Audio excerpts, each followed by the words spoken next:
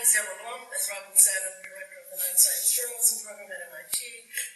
Our panelists are, left to right, Katherine Eban, investigative reporter with Vanity Fair, John Cohen, senior science writer at Science, Jane Chu, a freelance science writer, usually based in Beijing, but we're lucky to have her here today, and Hurlbut, who is a bioethicist at Arizona State.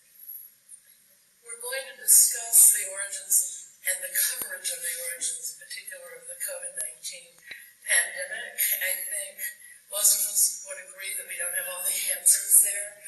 And just to give you an example how much we don't have all the answers as to how exactly this pandemic originated, John wrote a story in Science just within the last week or so about a report that assessed the origin of the virus and concluded it was natural.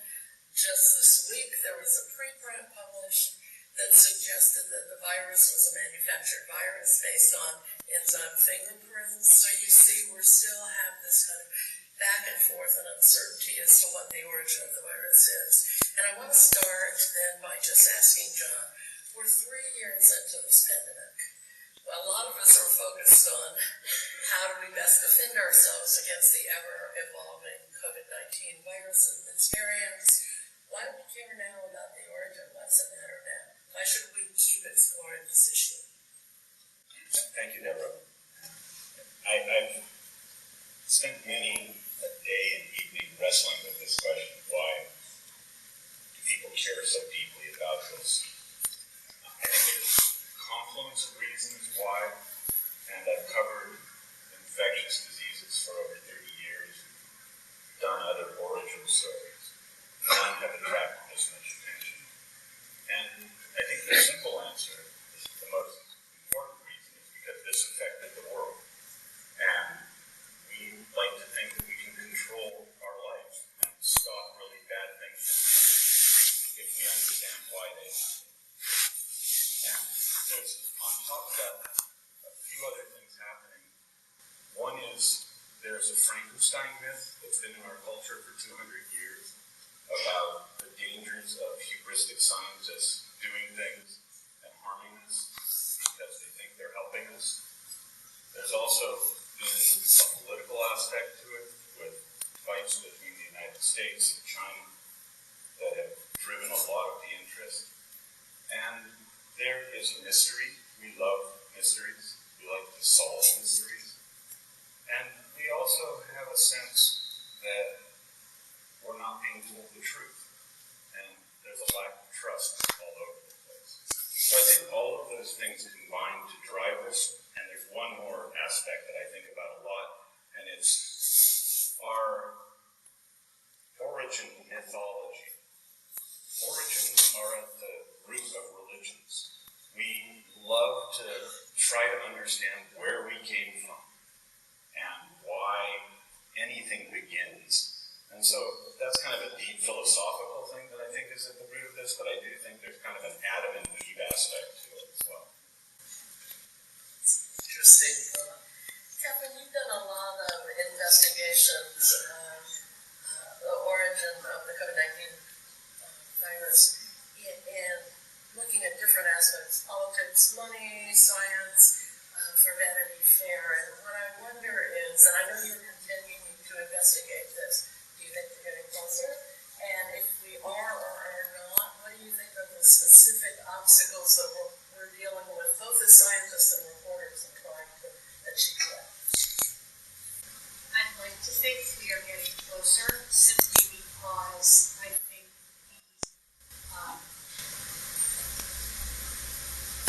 the truth, if there can be such a thing, is certainly a mosaic over time.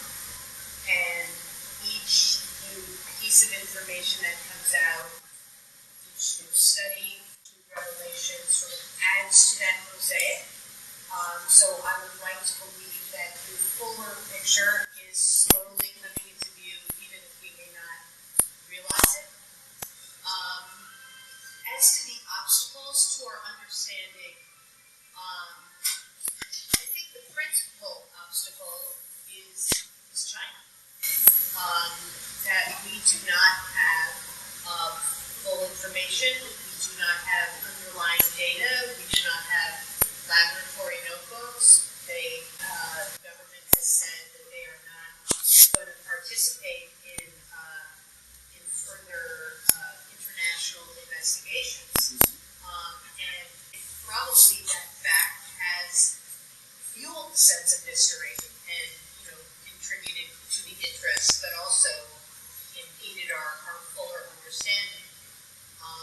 But I also think another obstacle is the really bitter and often demeaning debate that has taken place around this, remarkably to me, among scientists and science journalists, as though any one set of people control the story. And I think that the sort of nature and tenor of that debate has had a chilling effect on science journalism and on scientific discussion. So I think that remains another obstacle. Those are really good points, Katherine and Jane. I'm going to turn to you now to perhaps respond to some of them, but also you're widely considered the journalist who had best access to the Wuhan laboratory that is at the heart of this story. I think there's been debate about how you got that access and your relationship to the laboratory. So I wonder if you could talk about, the way we get access to scientists in a kind of transparent way. And do we end up trusting them? Do we report, but do we actually trust the scientific source? I agree that I think a big challenge reporting story is really about how to decide what we should trust and who we should trust. So how do we know we can trust anything or anything? How do we know we can trust our friend? So trustworthiness in my mind is about, of course, politicized. It's also about trying to identify the biases and potential conflict of interest of our sources.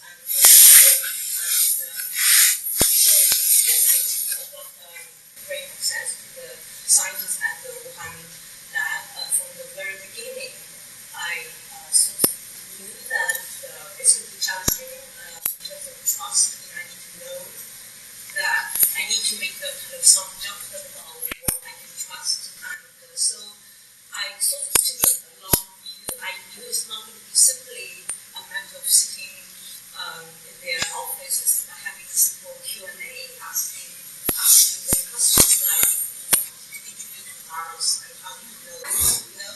So I sort of, my strategy has been to try to get to know them and get to know the bigger picture about them, to get to know who they were as a person, the team dynamic, how they behave in their habitat. So my in terms of success, and I think another kind of thing I realized from the very beginning was that it's going to be about building trust and relationship. That is in a way much more important than asking them, sharp questions. So the first step is really to kind of build trust. So I took a long view. I tried to kind of convince them that I'm really interested in their work and I understand their work. I'm really keen to try to see things from their perspective and also kind of try to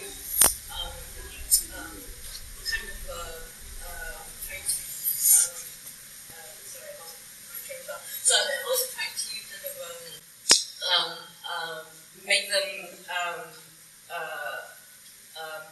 try to make them understand that I'm going to be really fair to kind of see all sides of the debate, not just coming from one perspective, starting from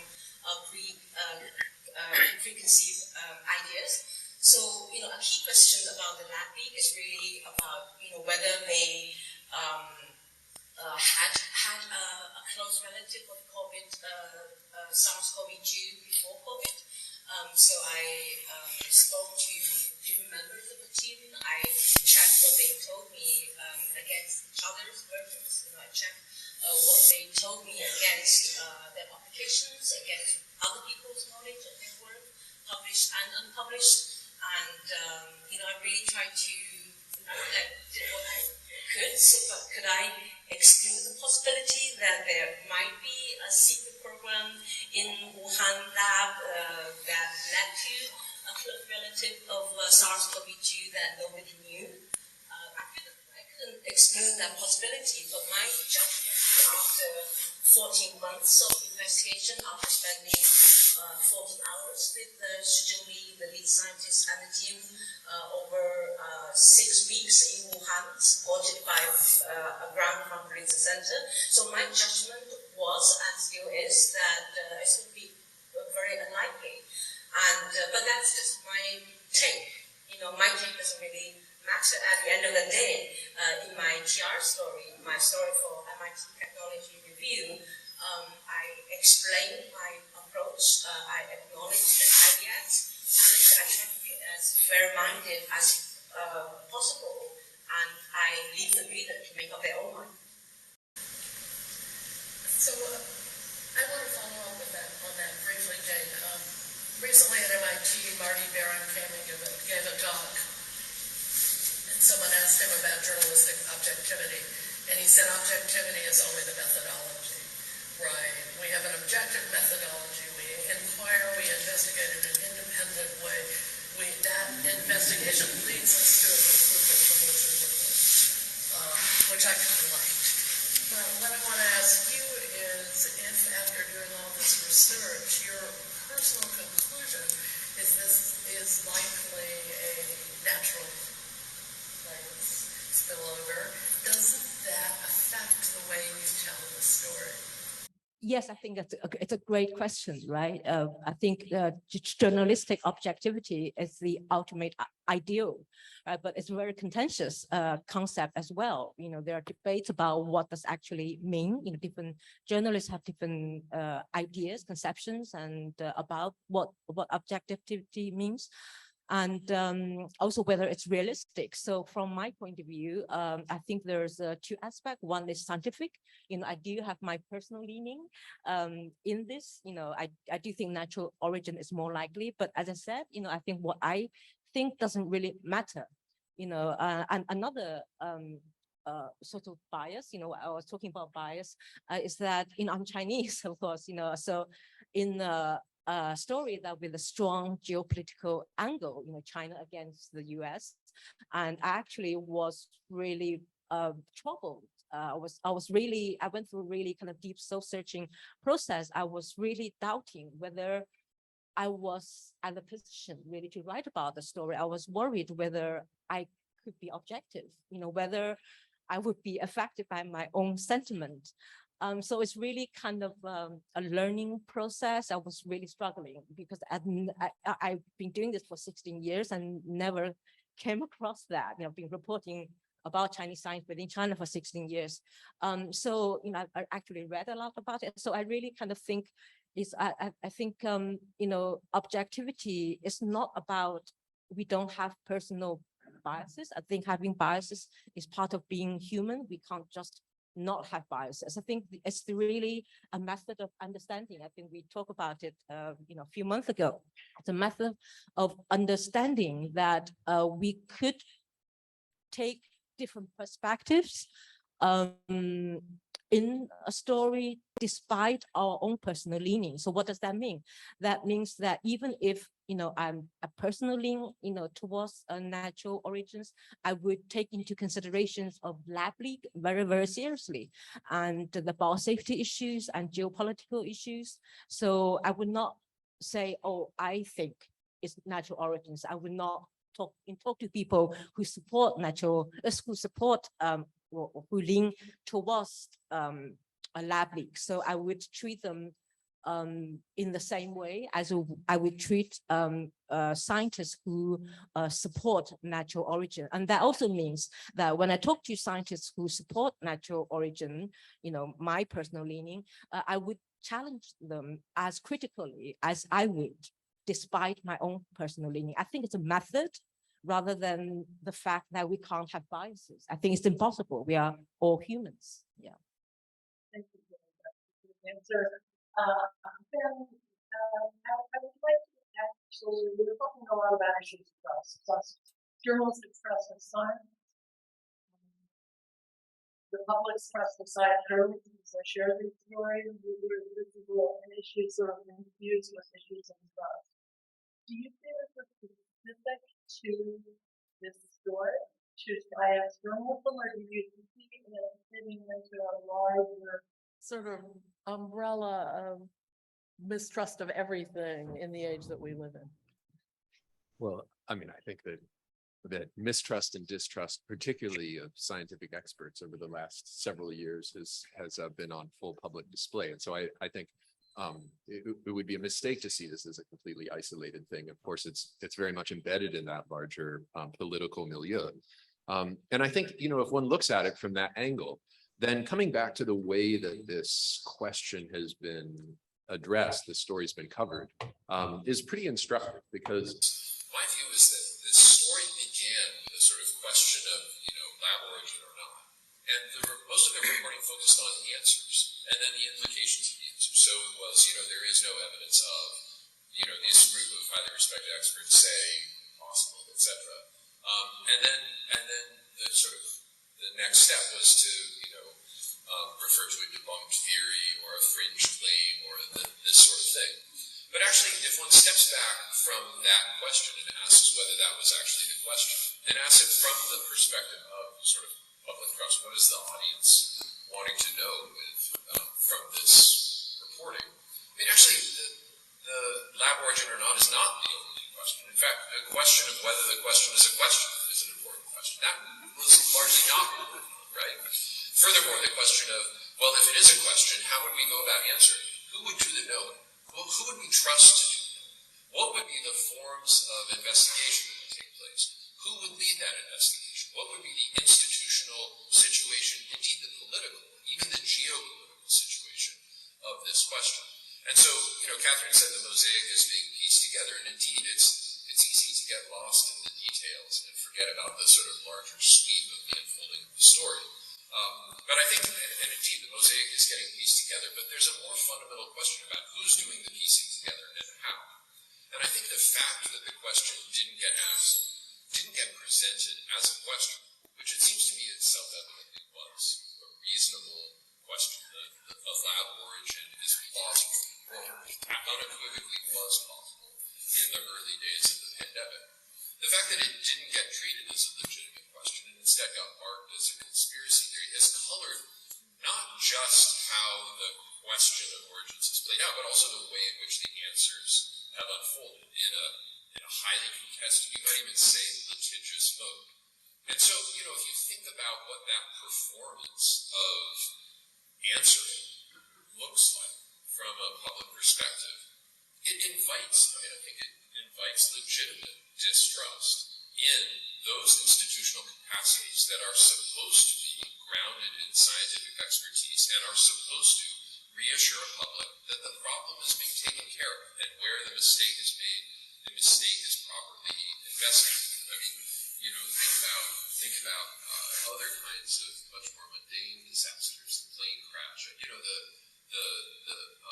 troubles that Boeing had in recent years, and the ways in which what those stories were about were not just what went wrong with the airplane, but what are the institutions that are responsible for ensuring public safety doing to ask and answer the question about what went wrong, given the fact that there is an unknown. If one looks at this story this way, actually there's been a dearth of attention to that kind of question, or rather there was a dearth of attention until the question became kind of legitimate, or until people who took a different sort of investigative angle like Katherine turn their sights on the actors, the institutions, the processes, the front stage and backstage, and so forth. But that came so late in the game that you can see why a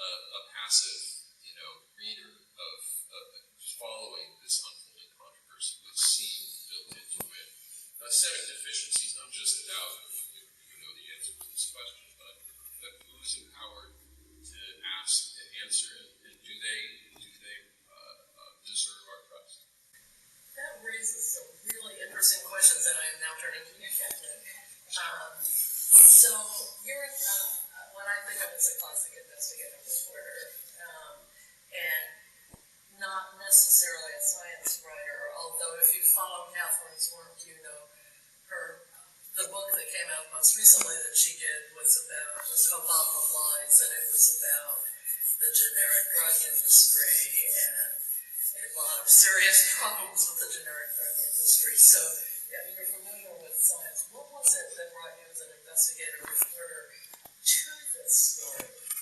What mosaic unfolded in front of you? And I want to this is a complicated series of questions, but based on Ben's very smart point that the coverage by science journalism tended to tilt in general toward natural origin, do you see a difference in the way science journalists and investigative reporters approach this story? So as to your first question about what interested me in this story, because of my reporting for Bottle of Lies, I spent 10 years investigating drug manufacturing plants in India and China.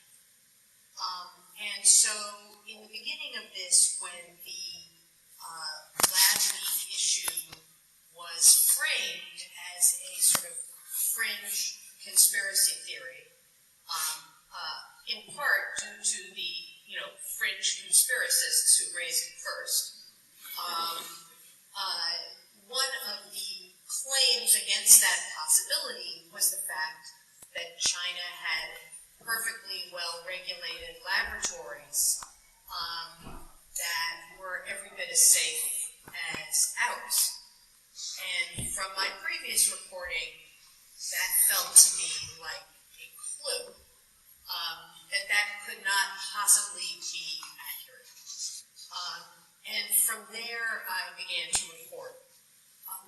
And one of the guidelines that I set for my own reporting was that I was not going to do the kind of reporting that was like, well, this group says this, and this group says that, and there's this conflict, and there's this debate. What I did not want to do was rehash hypotheses. What I wanted to do was look at real things that happened on planet Earth that could be documented, such as meetings, records, and actual events. So that is what I aimed for. And by doing that, what I was able to uncover was that there were very legitimate questions that were asked very early on inside of our own government, the U.S. government, by a number of very credible people about the origin of the virus, and those were in various ways rebuffed.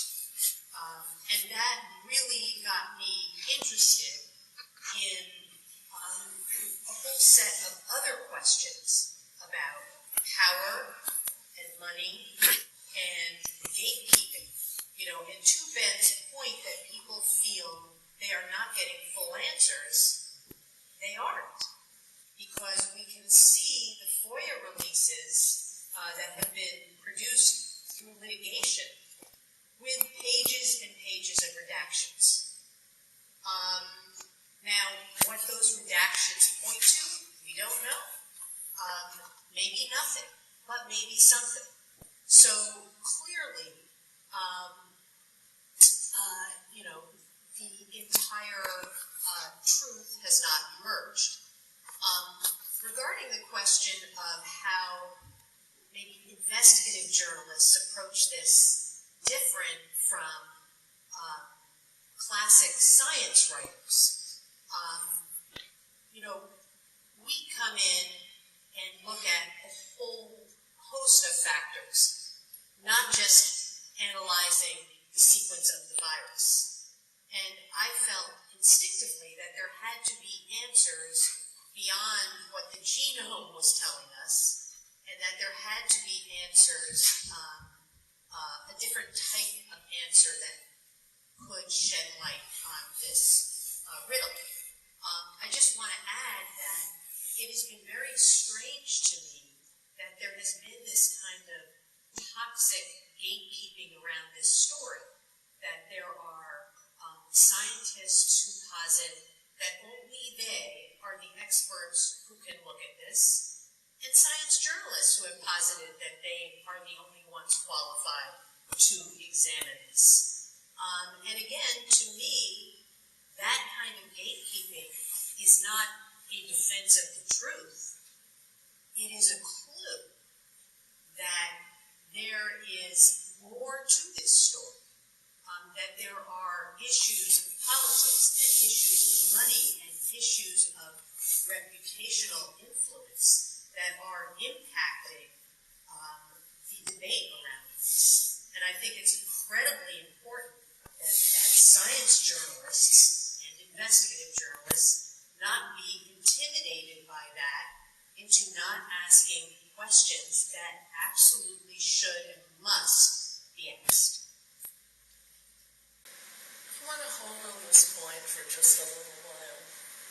I want to, as a classic science journalist, I would like to hear from both John and Jane on how you think, whether you agree with Catherine's assessment and whether you think there's a tendency among science journalists to also circle the wagons around science.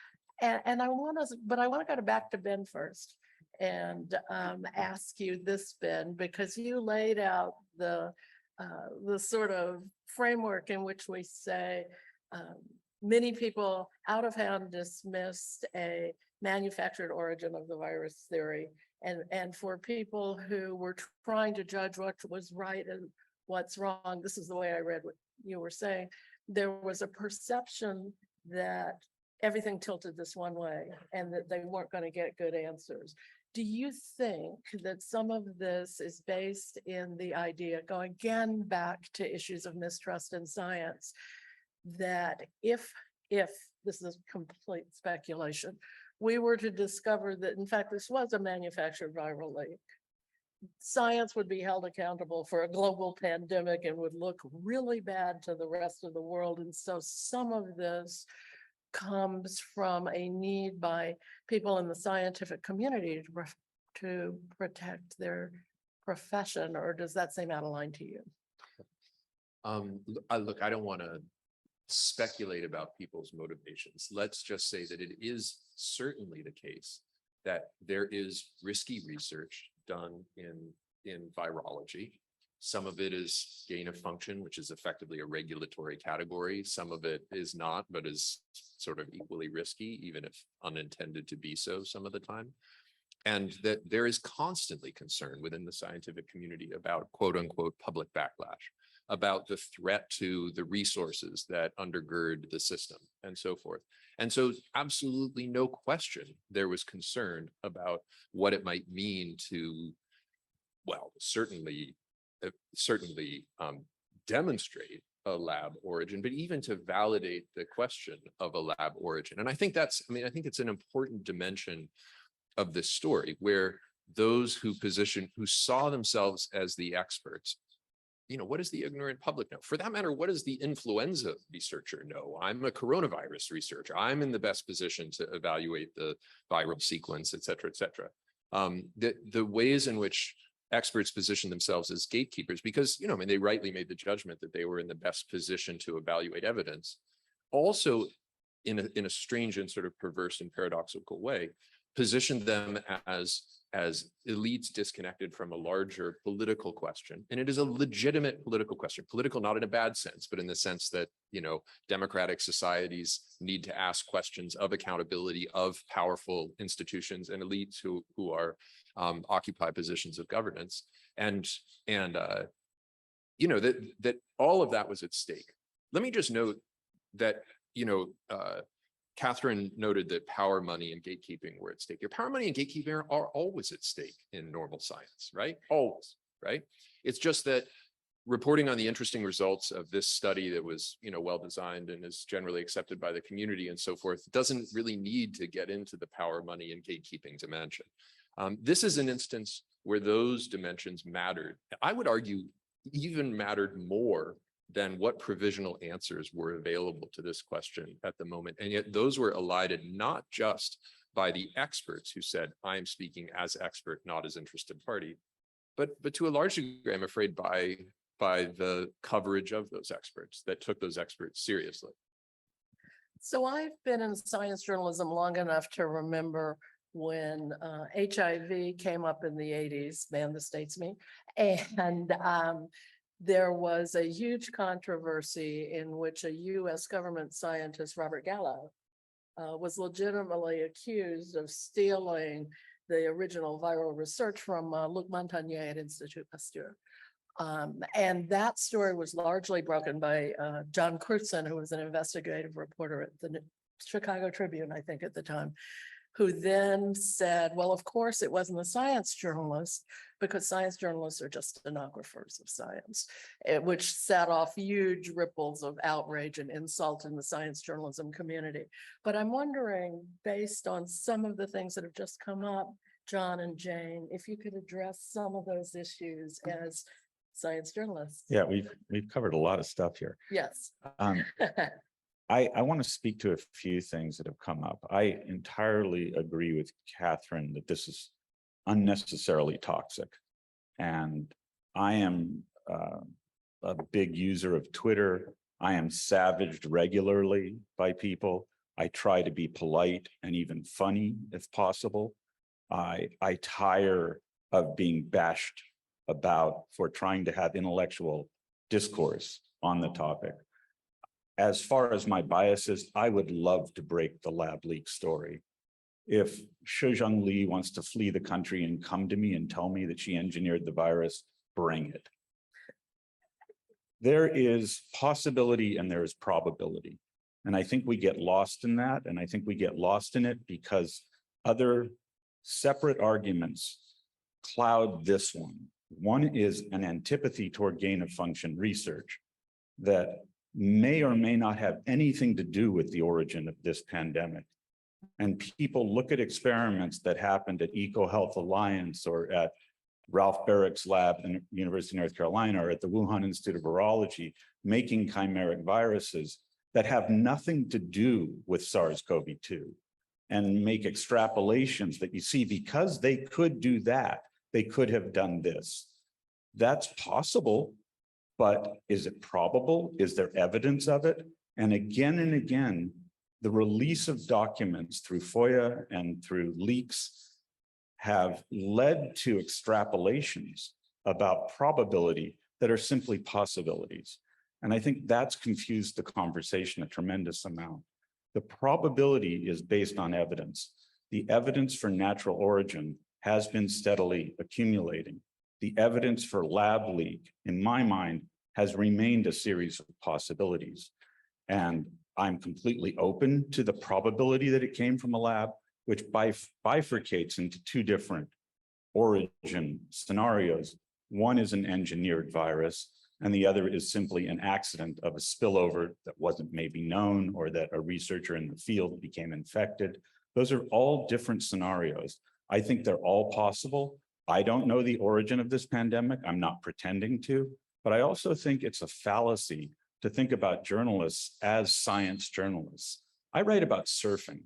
I write about all sorts of things that have nothing to do with science. Investigative tools are tools I use. I use FOIA. I love it. I love obtaining documents. But documents by and of themselves, as Katherine pointed out, may or may not have valuable information. And we have to be really critical as journalists about all the information we receive. And I find that hatred of China, fear of gain of function has colored far too much of the toxic discourse that's occurring that isn't really addressing possibility and probability. Thanks, John. Jane? Yeah, I just want to make 2 points. First of all, I want to echo what Katherine was saying, what Ben was saying about the lack of kind of the lack of critical thinking. I think in general, in the science writing community, I think it is an issue. I do think we as a community still have this tendency to simply regurgitate, what we are told, what scientists tell us, And I think we are not critical enough often to kind of assess all the biases that scientists have. This is a story in which everybody is biased. Almost, virologists are biased, and safety experts are biased. It is a story with a strong geopolitical angle, so politicians are biased, political commentators are biased, and we are biased as well, right? So we need to really critically assessing what we are told through all this prism of biases. And so there's one story that strongly support the lab leak by a prominent science writer, and he quoted, there's a sensational quote from David Baltimore, the virologist who won the Nobel Prize many years ago. And he basically said that a peculiar feature of SARS-CoV-2 is a smoking gun, that the virus was engineered. And it's a sensational quote, right? It would be a fantastic scoop if it were true, but it's not. There's no evidence for that. So he just quoted uncritically. So I think, is Baltimore trustworthy? I think he is, but I think, well, maybe not. Or, but I think, it's really up to us to critically assess what we are told. I think the honors is on us. And secondly, I totally, again, agree with Katherine that I think document-based investigative research is super powerful. I hugely respect what Katherine has done, and her book is amazing. But I think the approach is, and I use it myself as well in my previous stories, but I think the approach is powerful only if those emails and documents are correctly interpreted in the correct context. Otherwise, it can be subject to abuse and manipulation, and it could be used as a tool to advance certain agenda and narratives. A classical example is the so-called climate gate, right? I used to write a lot about climate change. So scientists' emails were leaked and they were taken out of context. They were accused of manipulating data to prove that climate change was real. The email did look bad, but then they were just taken out of the context. So after many investigations, the scientists were cleared of wrongdoing, and their science has also been proved to be correct. So I think this is a good example that things are not always what they appear to be, and I forgot, there's something other ones. So they're not appear what they appear to be. And also we need to be careful that we might be joining dots that we are not supposed to be joining. Can I add one thing quickly? Yes. Just briefly, I think one of the other complications here is science is based in the idea that you change your mind as new evidence comes in. And the public has a really difficult time accepting that notion. So if somebody once thought this might have been bioengineered, and then later looked at it more closely and said, I don't think that any longer, they're finger pointing. Somebody has manipulated this person. Scientists are circling the wagon. They're being forced by institutions to say this. But it's also the scientific process. I'm not here as a defender of science. I could give a shit. I'm not here to circle the wagons around scientists. I've written many critical stories about scientists, and I will continue to. But the question of changing your mind based on evidence is the root of science. And the other alternative reality is religion, where you just believe things, and people can never change your mind because you believe it. And that's where I think the most powerful distortion has occurred here. Katherine, anything to add to that? And it's okay if you don't. Okay, Ben. Yeah, okay. I got to respond to what John just said because Deborah introduced me as a bioethicist, but I'm actually I work in a field called science and technology studies that studies sort of relationship between science, technology, and society. And one of the things that we look at are the ways in which publics understand expertise, basically the ways publics relate to expertise. It's a strange, and John, I'm sorry, I'll argue, a false myth about the public that the public can't handle the idea of uncertainty or provisionality, and therefore, number one, it sort of undermines the sort of legitimacy and authority of science if one presents things in a sort of provisional light, and number two, therefore, one ought to present certitude, put science's best foot forward or whatever. I mean, that is probably a misrepresentation of it is a misrepresentation of much of the work that goes on in science journalism and beyond.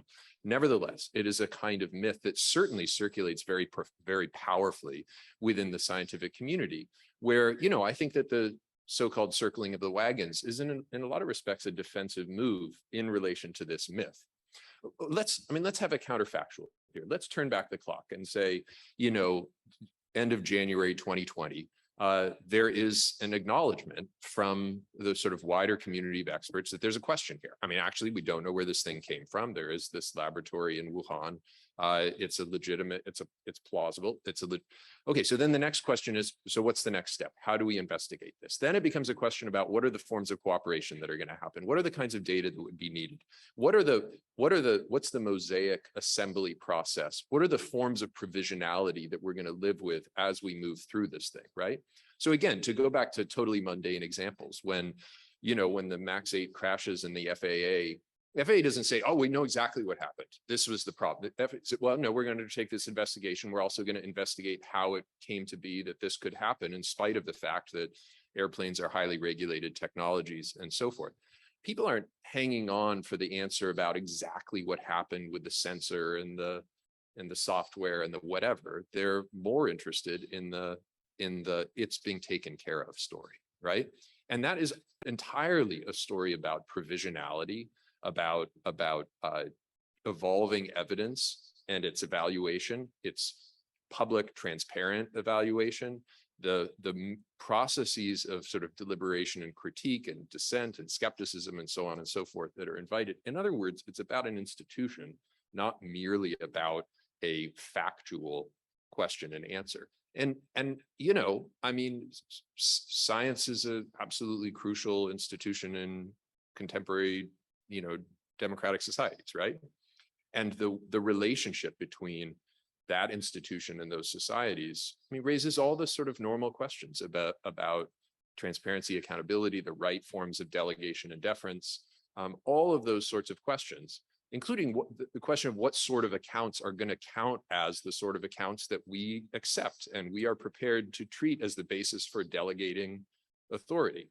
And in the context of the pandemic, remember, this was a moment in which there had been, in effect, a kind of catastrophic failure of expertise, right?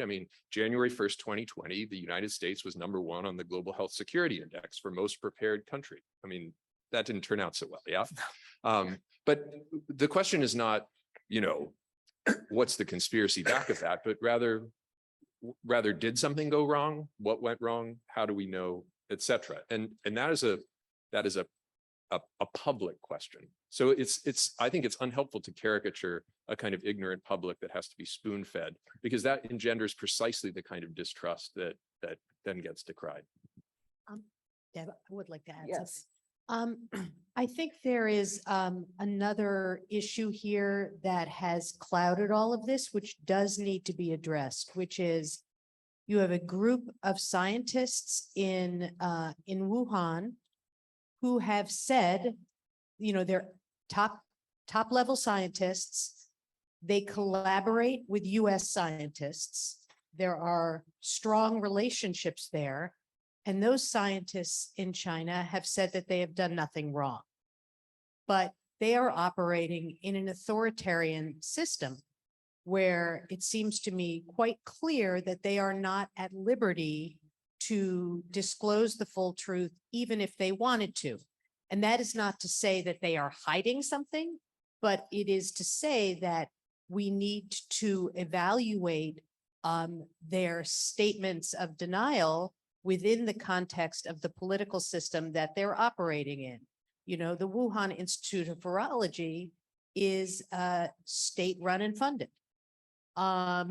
So I think we need to factor in that, American scientists have been quick to leap to the defense of their colleagues there.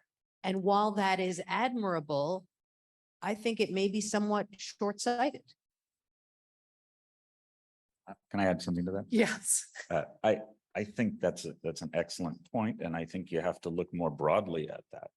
The Chinese government has also squashed attempts for people to look at the natural origin properly. And I did an article recently called Anywhere But Here of the Chinese government pushing the narrative the pandemic didn't start in China. And we also had the US government with Donald Trump alleging that the Wuhan Institute of Virology started this without presenting any evidence. So you had on a political level, two countries acting badly and preventing transparency at the top levels. And I think that combined has made it incredibly difficult for scientists to do the type of investigations that should have happened openly. And if you look at Ebola, for example, what's the origin of the Ebola outbreak right now in Uganda? Do you hear the world screaming about this? If scientists from around the world wanted to help Uganda figure it out, would there be resistance? It's absurd. Of course there wouldn't be.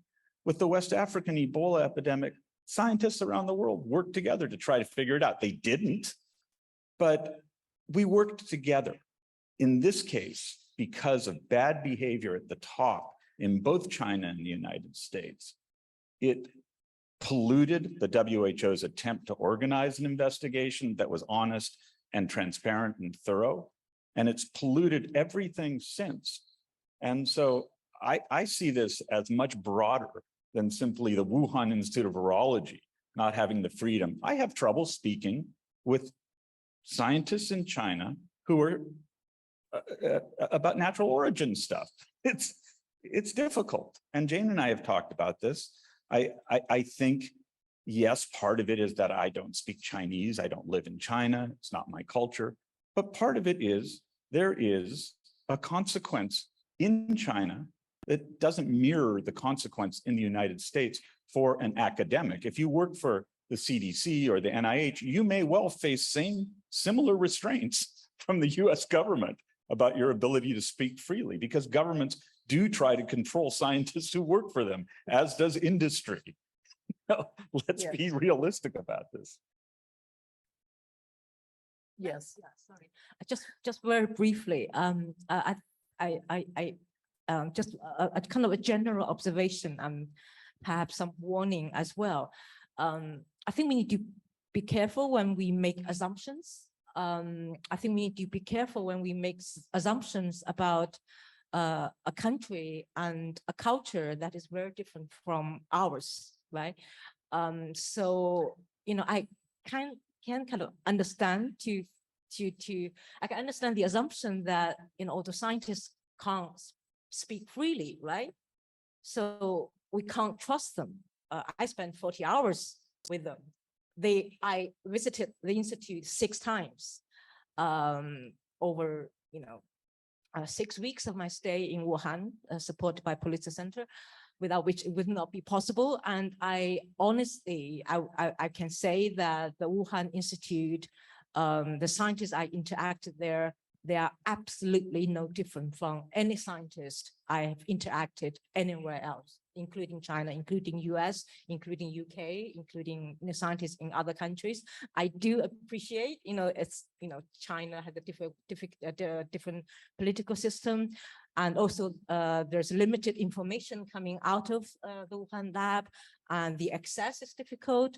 But I think especially under this kind of circumstances, when we make assumptions, we need to be really careful, because a lot of our understanding or assumptions will be based on speculations and interpretations of fragmented and limited information that may not come together. So I just think, you know, we need to be really careful, and I'm trying to tread very carefully here.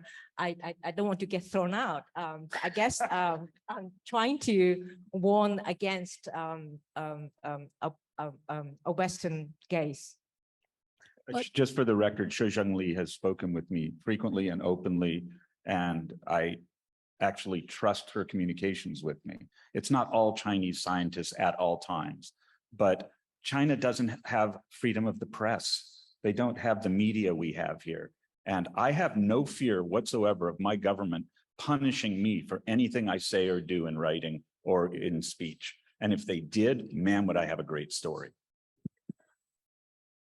But Jane, would a journalist from another country have gotten the access to the laboratory that you did? Right. I don't know. And I Hasn't do think- happened, right? It hasn't happened yet. But I'm open-minded about everything. But I do think I have a lot of advantage of getting access. I explained in my TR article some of the reasons. Like I have a super strong science background in molecular biology. I'm Chinese. I speak the language. I know the culture, and I obviously talk to Xi Jinping and her team in Chinese, so they didn't need to worry about language issues. And I can't stress enough, how daunting it is to do interviews in a foreign language on a topic that is extremely controversial. I can tell you, I'm terrified right now. But one thing I guess I didn't mention in the article, I think one reason, I think was probably the most important reason, is that I took a long view, and I realized from the beginning that trust building is really important. So now looking back, I think one thing that I did right, and I think that probably made a big difference, was that I actually invited myself to give a talk at the Wuhan Institute about science communication and writing scientific papers. I was an editor, an academic editor at the Nature Journal for 2 years. So it was very well attended, over 200 people, students, staff members, and they were genuinely interested to learn about science communication in the West, because in China, things work very differently. So I also used the talk to explain why it's really important that they help me.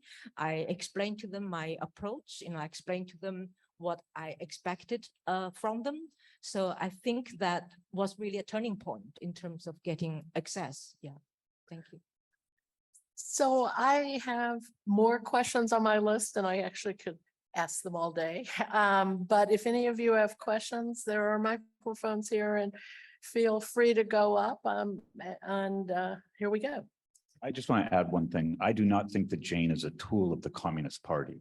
And I think that she has been assailed that way in vicious and ugly ways on the internet. And I know Jane and her writing well enough. She's an independent journalist who does this job under difficult circumstances. Yeah. And thank you, Doug. And if we have a chance, I would really like our panelists to address how uniquely ugly at times the discourse over this question has been. It stood out for me as a science journalist, and I'm sure it stood out for many of you. Over here, Jeff. Over here, sorry. Charlie Schmidt. Yeah. Hi. Hey, Charlie. How you doing? So my question is this: we've been talking a lot about the origins and questions over origins, which is looking backwards. I have sort of a more forward-looking question about this, and that is, to what degree do you think maybe the polarization and reporting and everything that has to do with this topic, has there been any sort of lasting damage in terms of the way that we report on future outbreaks? There is still the ongoing threat of viruses emerging from the natural world. There are still big threats coming from level 4 biosecurity facilities, especially in China. I think there's a proliferation of them right now. Are there any lessons that we've learned from this experience that inform how we report on this topic going forward? I think that is a great question. Are there lessons that have been learned both for journalists and for, I think, the larger public? Is a good question to ask. For the larger public, I think, unfortunately, there seem to be no lessons that have been learned.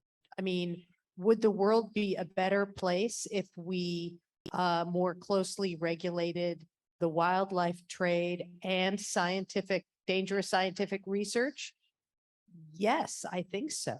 But somehow I feel that the unresolved nature of this debate has served as an obstacle to better preparation going forward, as if, only when we get an answer can we then start to safeguard one or the other. So I think that that is a tremendous problem. And again, I do think that the toxic nature of the debate probably has had a chilling effect on the effort by science journalists to ask more probing questions. Can I just add? Anyone else? Yes. Yeah, quick. So first of all, I mean, I think it's a really important question because there are enormous questions that remain about preparedness, right? Which we have to rethink profoundly. Also about risky research in laboratories, which somewhat separate issues, but nevertheless both important. It seems to me that one has to think also about, with respect to your question, also about the institution of journalism itself, the fourth estate, its role in engendering, a reflective society that is committed to good governance. And one of the sort of most unfortunate dimensions of this controversy is that in an environment of fake news, an issue that was initially treated as fake news became true news. Why? Well, I mean, it wasn't as though all that much more came to be known, and yet there was a shift, which, doesn't look so great. And I think that stepping back and reflecting on how that could come to pass and what that means, not just for the reporting on the story, but for the institution of the media itself, is going to be crucial because the media will mediate how societies, see and relate to those processes of response to the disaster that we've all collectively experienced in the most profound and personal way over the course of the last few years. Thank you. Over here. Hi, Dan Keller. Is this on? Yes. I think it's very sexy and intriguing to be talking about potential deficiencies in the Wuhan Institute of Virology and where the origin of the virus came from and all that. But I think it also uncovers lots of potential stories here in how we handled it, the CDC being prepared, the CDC staffing, communications was pretty bad. They are working on that. I think having Ashish Jha as sort of a point person coming out with uniform statements helps, gives people a little more trust in the system. But the same thing goes for the FDA, how they approve things, the logistics of getting tests out, the logistics of getting drugs out. So I think people need to hear some of the non-sexy stories about how institutions that protect them work on an ongoing basis. These things can, go on for quite a while, hopefully improving. So I wonder if anyone has in mind this mission of following this non-sexy stories of government operations, individual, commercial, corporate operations, because the more they know about it and more insight they have, the more I think they'll have some trust. Are they stories, Dan, about the fact that these institutions actually work? Or, I mean, what kind of stories are you talking about exactly? Well, people have, I think people in the past have had good confidence in CDC, and that kind of fell apart. It did. And I think you need to say our own institutions are supposed to do this. They failed at XYZ. This is how they're being remediated. And the more people think that there's, or learn that there's ongoing improvement, the more they may trust them next time around when they put out a thing like, we know what we're talking about when we say put on some masks. We know what we're talking about when we say get the vaccine, because when it's all kind of up in the air and the messages are not really cohesive, they don't know what to believe. Right. I mean, I do think some of that gets embedded in a lot of stories anyway, but I want to ask you about that in a kind of sideways way, John, which is you raised the point that we to carry this slightly further, that we're have been in a situation in which governments of at least two countries and undoubtedly more were not behaving particularly well.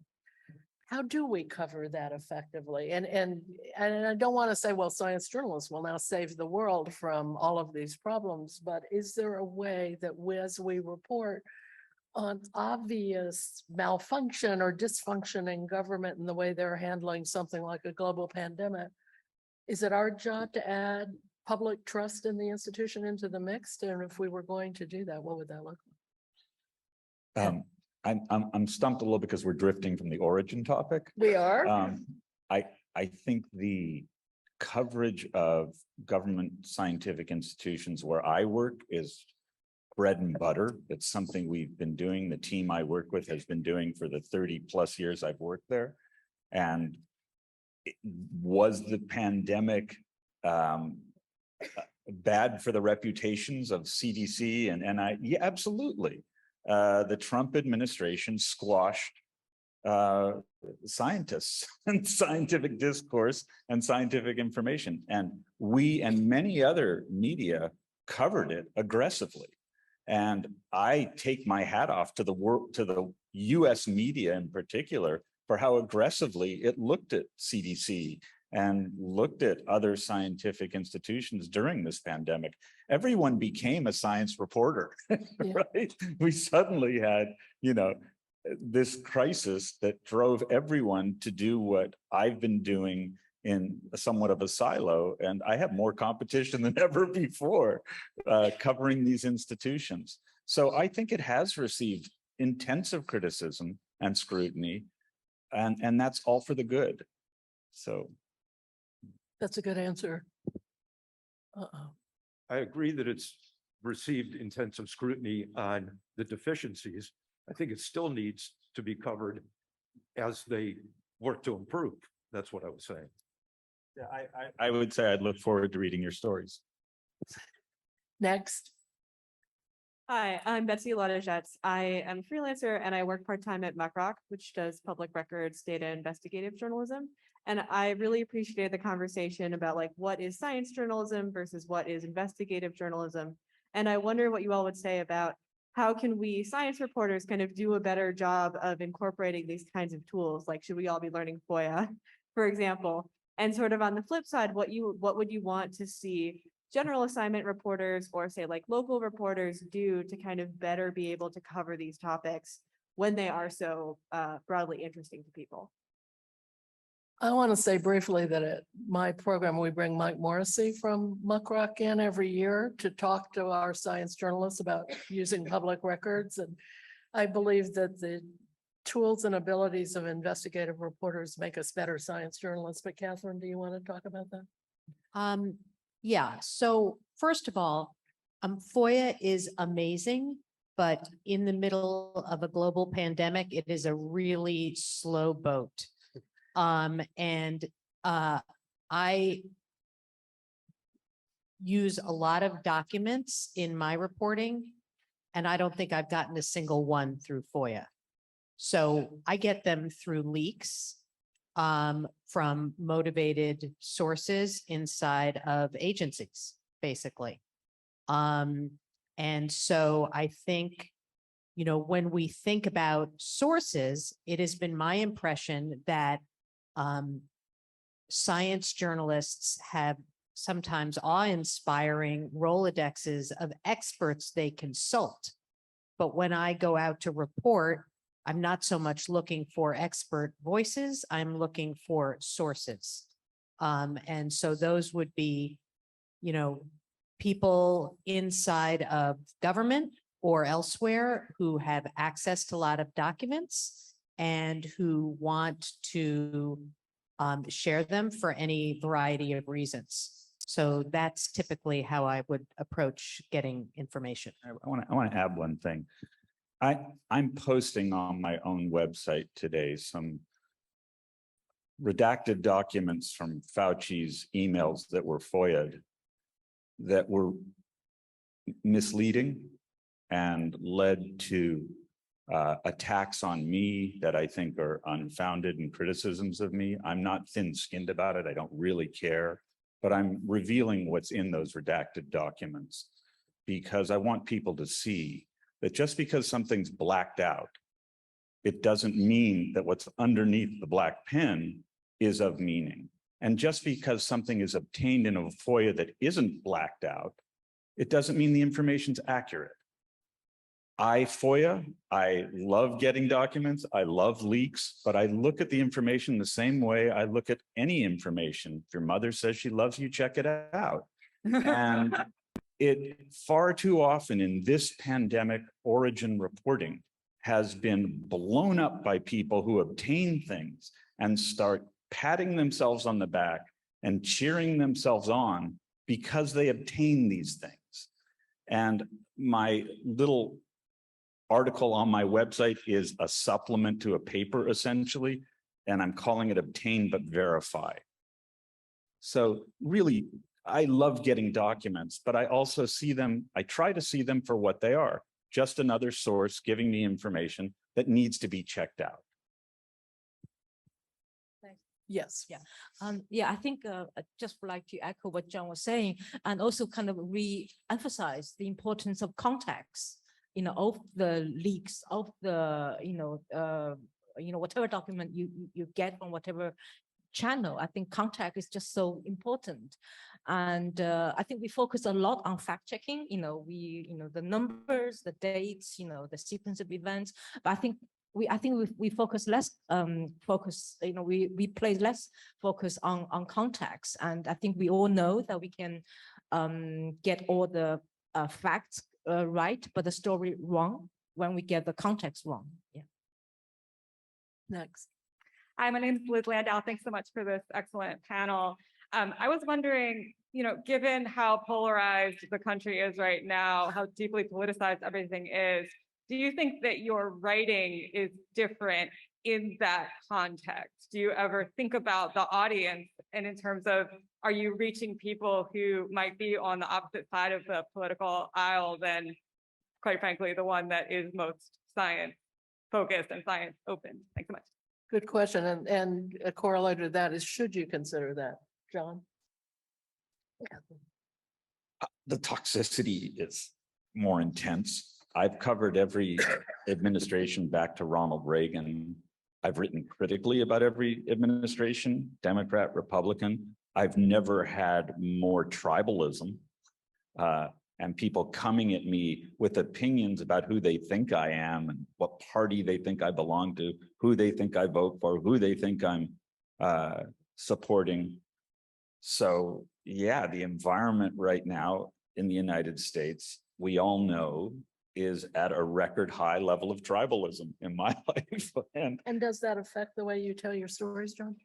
No, I don't think so. I mean, maybe on some subconscious level, but I don't really care. And I will make a bold statement right now. I think Operation Warp Speed, launched by Donald Trump, was phenomenal. It did something great and vaccinated the country. Had he embraced it, maybe he would have been reelected. Yeah. Jane. The polarization, I think, is part of the story. It is part of the story and part of the context. But when I am working on a story, I mean, just to echo what John said, I do not think about how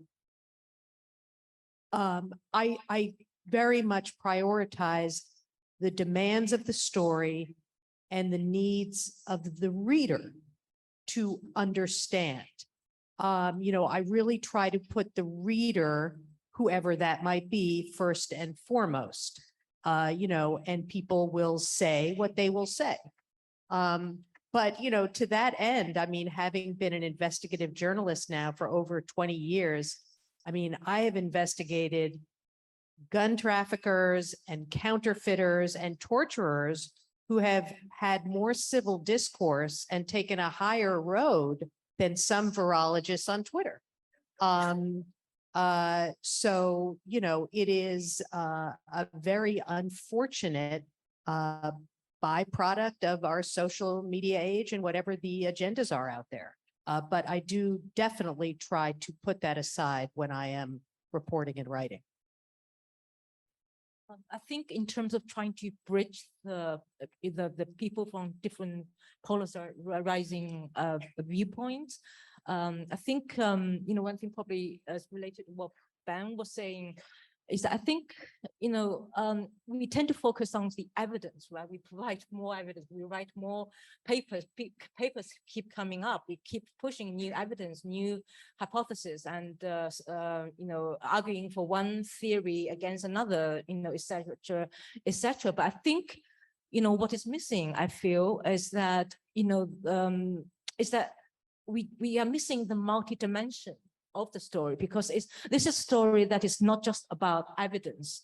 And I think when we write about controversial topics that is really entrenched, you know, like this one, like climate change, like you know, evolution, I think sometimes a fact alone, you know, more evidence is not going to change people's heart or mind.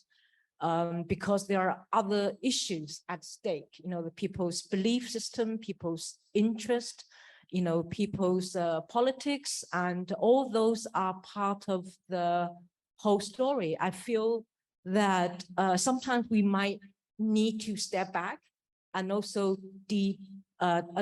kind of dig deeper and to provide a fuller picture of the story, not just write about evidential stories, not just about, you know, science, just pure science. Yeah, I think, yeah. Next. Hi, Ron Winslow, ex Wall Street Journal and freelancing. John, I loved your description, your discussion about possibilities and probabilities. I thought that was really illuminating and a lot of issues around this. I wanted to the whole field of medical error in investigations has some efforts of trying to remove the onus of culpability in their investigation in order to find out the root cause of an error that might then lead to a solution that would prevent further errors. And in this whole issue of trying to find the origin of this virus, the whole issue of blame and culpability is sort of front and center, assuming that there was some sort of transgression that caused this. Is it more important to find the answer to this question or to blame whoever may have been responsible for it? And is there tension there that makes one of those not really possible? You want to take that one, Ben? Yeah, I think that's an absolutely great question.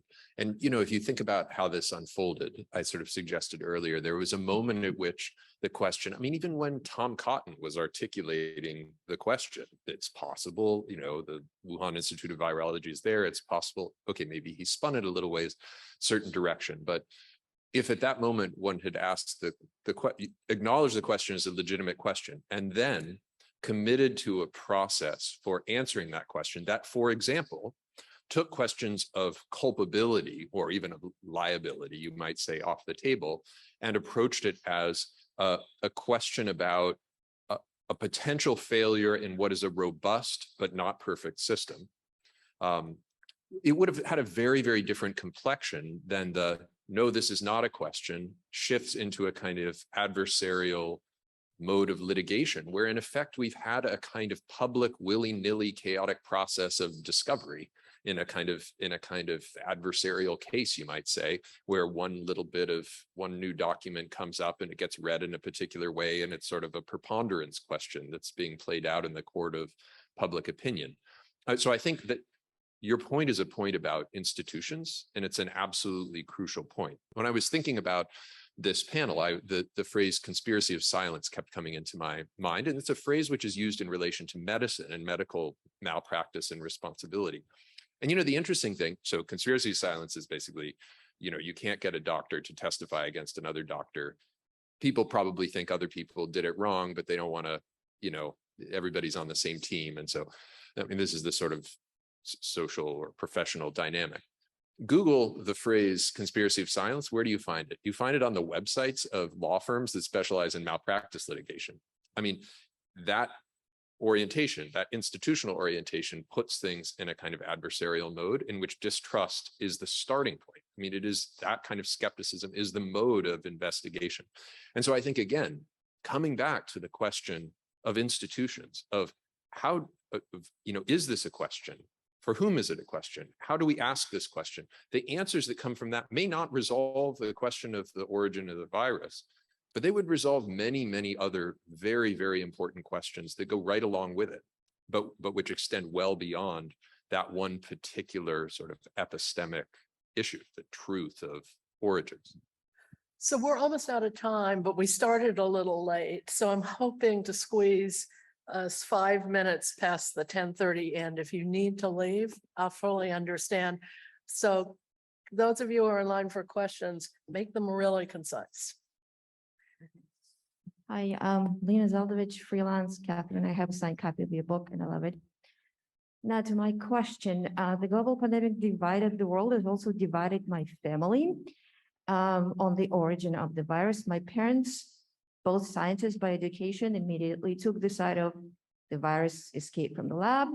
My brother and I, the side of the virus at natural origin. To my parents' credit, they had a point. They were scientists in the former Soviet Union in the 70s, became dissidents in the former Soviet Union, left the Soviet Union the end of 80s as soon as they could with perestroika, with my brother and I. So their point was that we, the Americanized generation, just could not possibly imagine what the totalitarian governments are capable of in terms of squishing the scientists and hiding the information. And back then in early 2020, we were like, oh, parents have gone to the dark side. A year later, when the story Lena, what's your started, question? my question is, when other stories started coming out, I realized that I ended up in the camp, because of my own biases. I ended up in the camp that took the side of the story, one side of the story immediately. And as a journalist, I don't want to be in that camp the next time it happens. So my question is not about how to craft the unbiased story, it's how to prevent the biases settling into our brains before we even start reporting and writing this. Yes. I mean, I think the answer to that is it's a great comment and question. The answer to that is the word that's been used here, which is methodology. If you have a certain approach to a story and that is a practice you adhere to as a journalist, then essentially it doesn't matter what you sort of conclude out of the gate. You end up taking a certain set of steps to check something out. And I think that is where you protect yourself from innate bias. Just very briefly, I think we're avoiding an elephant in the corner. There is evidence. Go back to evidence. My first story on the origin was about how the Wuhan market may well not have been the place of origin. In January of 2020, I wrote that story. And as evidence accrued, I wrote about the new evidence. That's what I think my job is. It's not simply bias and speculation and what do I think. It's what evidence is being presented and how does that evidence stand up to scrutiny? Which is Catherine's methodology point as well. Yeah, Anyone I share that, but let's not forget the role of evidence. This isn't all about opinions. Yes, next. Okay, I'll be quick. I'm Katherine Madisick with HHMI Tangle Bank Studios. This is a question for Ben. And earlier you called the inability of the public to deal with provisionality a myth or a representation. And so my question to you is, are you saying that the public is good at understanding provisionality, or are you saying there are certain conditions under which they're good at understanding provisionality? Okay, so there's I could give you a long bibliography on this, and maybe that's the right thing to do. But let me just put it sort of concisely, and that is that there is, first of all, provisionality, uncertainty. I mean, these are just features of life, right? Anybody is capable of contending with these things. And, there's a sort of maybe tendency in social psychology and beyond to try to reconstruct people as certain sorts of autonoma that are governed by particular kinds of biases. No, people can handle complex stuff and the forms of uncertainty that go with it. That's point number one. But point number two is where we have configurations of public authority that are putatively grounded in certitude, as opposed to reliability, then there is a sense in which perhaps publics can't deal with uncertainty, not because they don't know how to deal with uncertainty, but because the legitimate authority of those to whom they are being asked to defer is ostensibly grounded in the fact that they know best, as opposed to that they are the people who are best positioned to ask and provisionally answer the questions. And we in this country have a politics of expertise that is very much oriented towards that notion of certitude. It's not that it's being asked for exactly by the audience, it's that it's being provided by the producers. And that's a problem. I mean, that's a political problem that I think we have to reckon with. It is worth noting that in a sort of massive natural experiment in which the entire world experienced the same thing, the coronavirus, we had a kind of divisive, polarized, very nasty politics around expertise of a sort that basically didn't exist elsewhere in the world. I think because that configuration of the public authority of scientific expertise is peculiarly American. Those are the configurations that we have to attend to. And those are not the public's biases. Those are creations of the kind of ecology of institutions around the public authority of expertise, which includes science journalism. That's interesting. David Quammen, freelance. Deborah, thank you for this good panel. I'll be concise. I want to ask about the wheelbarrow scenario. And this is a question for the whole panel. Xi Zhengli has told John that she did not have this virus in her lab. She's told Jane she did not have this virus in her lab. She's told me that she did not have this virus in her lab. Maybe she's been lying. People say she's probably been lying. Here's the wheelbarrow scenario. A press conference is called at the Wuhan Institute of Virology. People assemble. Xi Zhengli comes walking through the front doors, pushing a wheelbarrow. It's filled with lab notebooks and logs. And she says, here are all of my lab notebooks and logs. And look at them. People go away, objective people, they look at them, they find zero evidence that this virus was in her lab from those notebooks. They find RATG13, they find WIV1. They do not find this virus. Does that end it? Jane? Good question.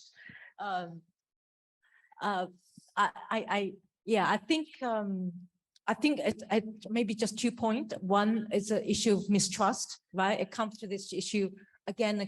It's about trust. It's about how do we know what to believe and who to believe, and how can we know that? And once again, I don't think it's, when we make that assessment, whether it's just about what she told me, at least, my experience, it's about the history, her track record, her long-term collaborators. She has been collaborating with international scientists for, now nearly 2 decades. So I think, mistrust is that, when you have mistrust, then it doesn't really matter what she say, and she can't prove a negative. I think that is the point. And also in my TR article, I quoted a biosafety expert based in UK. She basically, 2 years ago, or maybe not 2 years, maybe 18 months ago, when the WHO mission was in Wuhan, she already claimed that it was too late. She already claimed that they had destroyed the evidence and they had scrapped all their freezers. Everything is gone. It's too late. What is underlying her assumption, right? It's the mistrust. She does not trust the Chinese government. She does not trust the Wuhan lab. She does not trust the Xi Zhengli. She decided already without any absolute, without any evidence. I must stress that the evidence is gone. It's been destroyed. And therefore, she could give you all the notebook. You will not be able to find it. And you would say that because she has destroyed it, right? I was gonna ask you that, Catherine. Would you actually believe all the notebooks were in the wheelbarrow? Well, I mean, the notebooks obviously have to be verified. And to John's point, when you get documents of any kind, you need to investigate those documents. You need to evaluate them. So, it's a dramatic framing of a question. But on the other hand, the reality is, and the reporting obligations are more nuanced than that. And Just- John, and then just we'll do brief- the yeah, last question. Briefly, again, I think the simple answer is no to people who were inclined to believe it was a lab leak at all costs. And to some people, it would be persuasive, maybe. But there's still the problem that an investigation wasn't done and encouraged at the outset. And had that happened immediately, had the Chinese government said, please, international scientists, help us do an investigation of this possibility right now, there would have been more trust and belief in it. So I think Jane is right. I think Catherine's right. But I think at the end of the day, there are people who would just say, she didn't have all the lab notebooks there. So, I don't buy this. So it wouldn't matter to certain people who are just true believers in that, but it might persuade some. Good answer. And last question. Sorry about that. This is Purti, and I'm sorry to hold you all back. Just a question about, Jane said that, this kind of had a Western lens to it when COVID origins was reported and stuff. I have a broader question about how journalists who understand the context coming from different geographies or even local journalists could have improved COVID origin coverage or generally COVID coverage. And what lessons can we draw from that in terms of not parachuting and involving more local journalists to build credibility into our reporting? Thoughts, anyone? Could you distill that down to one sentence? Okay, yes. So I just want to know how, going in the future, could we leverage access from local journalists that Jane mentioned to, who speak the language, who do not intimidate scientists? How can reporters across the world leverage that to build credibility into their reporting and not have a Western lens of any sort into the coverage? Do you want to address that, Jane? How do we pull in, for instance, if we're reporting on the story and we're not from China, we have a Western orientation, can we use local journalists? This is as I'm understanding it. And are there ways for us to overcome that kind of obstacle to good reporting? Right. I think the answer might be different. Depends on which country you're talking about. So I guess, let me say it's China, right? It's quite a unique situation in China. I think, maybe, I think access is going to be really difficult, and it's always been quite difficult in China. Things just doesn't work. Things don't work the same way as in the West. So I always have to work on my how to get people to talk to me. So as someone outside China want to write about China, so I think you would really have to work really hard on that. You need to. I think the trick might be some level of humility, and some being nice person can go a long way, and try to trying to see things from their perspective, what might be their concerns, and try to show that you know their work already before you approach them. You did your homework, right? So show that you know their work, you appreciate their work, you are really keen to know their perspective, and why is it important that they should help you, try to find a reason that they should help you. And also, as mentioned in China, earlier, that in China, science communication is very different. So you need to do some explanation of what you do and what it's about and what you expect of them. And then lastly, as I mentioned before, it's about interpretation, a foreign country, culture that is very different from yours. And, just be super careful. And when access is limited, then be careful when you make assumptions and make deductions based on limited access and fragmented information. Yeah. Thank you. So thank you. And thank all of you for being so patient and staying here to the end of this session. And I'd like to also ask you to give a hand to this truly terrific panel. And good luck out there.